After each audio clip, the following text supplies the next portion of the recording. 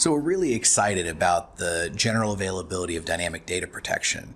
It's this next evolution of data protection, starting from a DLP base, but leveraging analytics to have just a far more flexible solution. I mean, a lot of the challenges that many customers have with traditional DLP is everything's very rigid.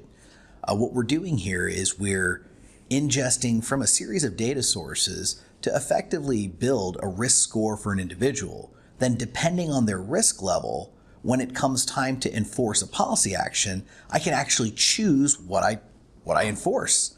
So typical DLP policies where condition is met, take action. Now I have a condition met, I measure it against the risk score of the individual, and then I can take a different action. So if someone poses a low risk based on their behavior, can go ahead and let it happen. If they're a medium risk, I can let it happen, but I can encrypt it because ultimately the goal of the security team is to keep the good data in or to keep it from getting out. If I've encrypted it, now it can only be used for good purposes.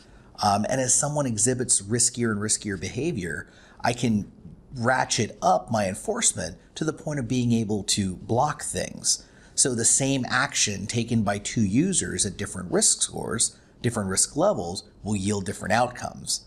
That's something the DLP has never been able to do, and that's what we're starting to be able to offer with things like dynamic data protection.